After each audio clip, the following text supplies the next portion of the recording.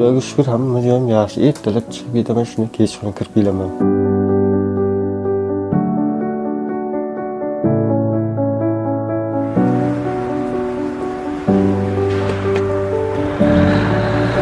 O'zlab idrovatdan oqsak, to'ksak, tog'lar yig'ishtirib, top-toza qilib, ertalab qaytib kelamiz.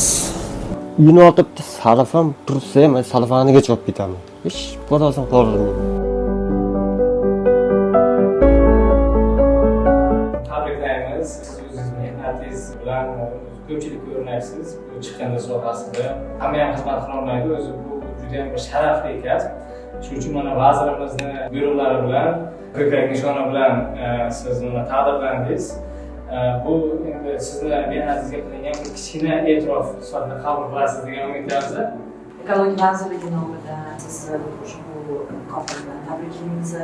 Halol, sharafli mehnatingizda sizga muvaffaqiyatlar tilaymiz, rahmat deb qolamiz.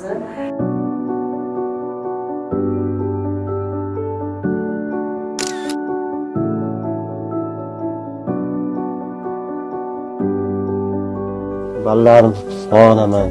Yeb va oldin hammasi olaman, ovqatni birga yeymiz.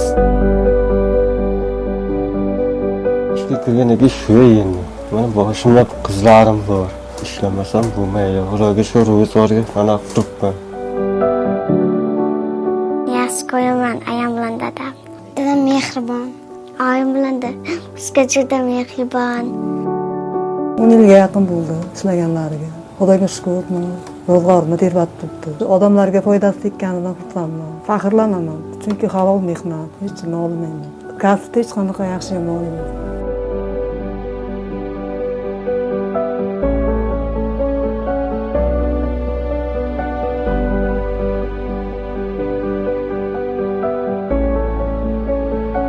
Shu medalni olganmen juda xursandlar bo'lib ketdim. Uyga olib kelganimda mana bularga ko'rsatdim, qizlarimga ko'rsatdim. Barisi qizarib ko'rishdi.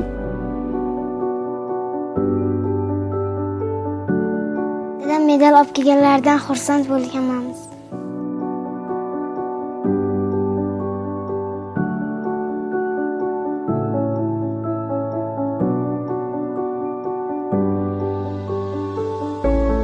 Yuk ortuvchi Bahramjon o'zi qo'shni mahallada yashagani bilan, lekin bizning mahallamiz fuqarosiday bo'lib qolgan.